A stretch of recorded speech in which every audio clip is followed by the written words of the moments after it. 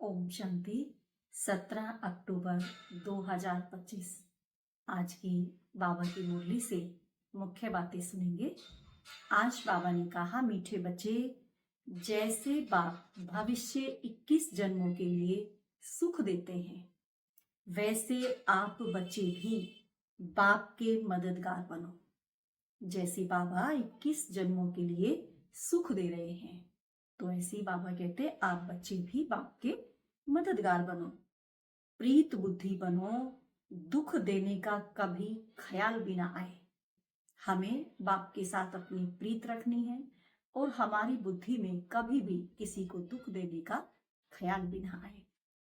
प्रश्न है आज की मुरली से, तुम रूप बसंत बच्चों का कर्तव्य क्या है? तुम रूप बसंत बच्चों का कर्तव्य क्या है? तुम्हें बाप की कौन सी शिक्षाएं मिली हुई हैं? उत्तर है, तुम रूप बसंत बच्चों का कर्तव्य है मुख से सदैव रत्न निकालना। तुम्हारे मुख से कभी पत्थर नहीं निकलने चाहिए।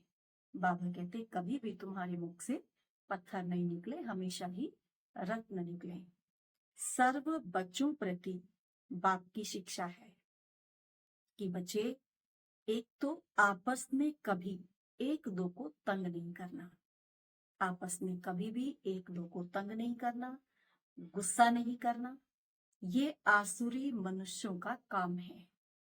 दूसरा, मनसा में किसी को दुख देने का ख्याल ना आए।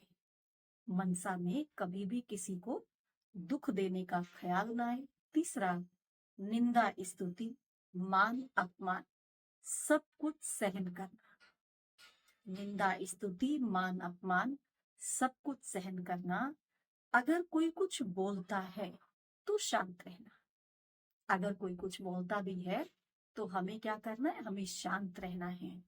हाथ में लो नहीं उठाना, हमें अपने हाथ में लो नहीं उठाना है, हमें शांत रहना है। आज की मुरली से धारणा के लिए मुख्य सार है, पहला पॉइंट, माया के वश होकर कोई भी आसुरी चलन नहीं चलनी है। कभी भी माया के वश में होकर कोई भी आसुरी चलन हमें नहीं चलनी है। अपनी चलन का रजिस्टर रखना है, हमें अपनी चलन का सदा ही रजिस्टर रखना है। ऐसा कोई कर्म नहीं करना, ऐसा हम कोई भी कर्म ना करें जो हमें पश्चाताप करना पड़े। दूसरा पॉइंट है, बहुत बहुत प्यार और नम्रता से सेवा करनी है।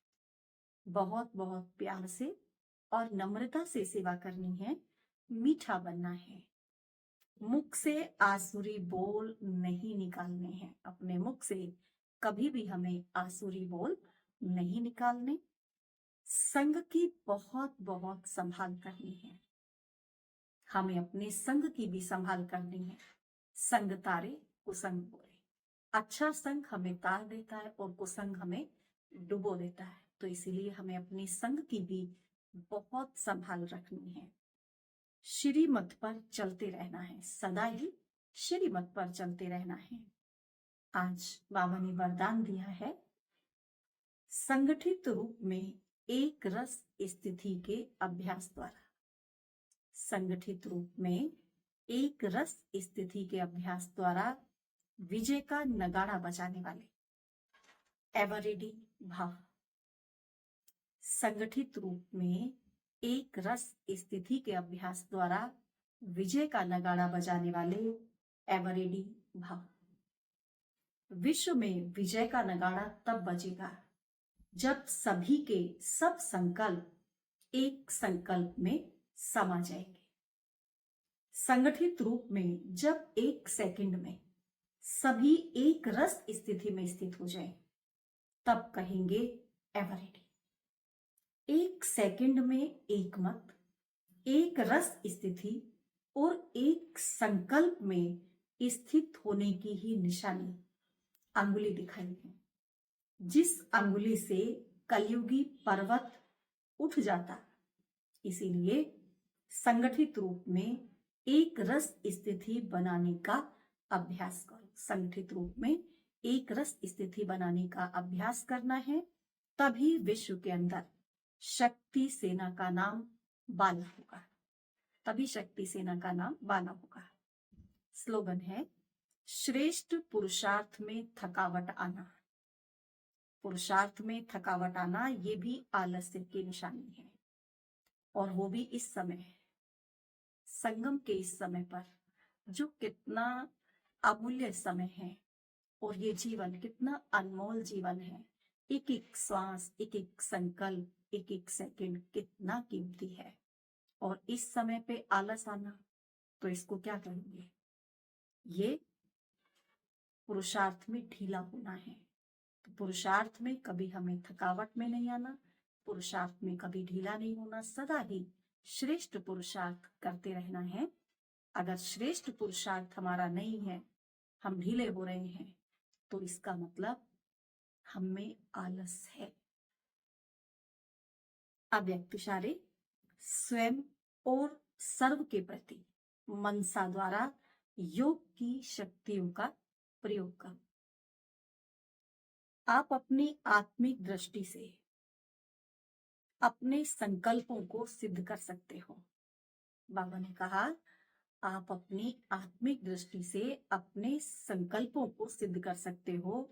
वह रिद्धि सिद्धि है अल्पकाल, लेकिन याद की विधि से संकल्पों और कर्मों की सिद्धि ये है अविनाशी सिद्धि। वह रिद्धि सिद्धि यूज करते हैं, और आप याद की विधि से संकल्पों और कर्मों की सिद्धि प्राप्त कर। वो तो यूज करते हैं रिद्धि सिद्धि, लेकिन बाबा कहते आप अपनी याद की विधि से संकल्पों और कर्मों की सिद्धि को प्राप्त करो। अच्छा, ओम शांति।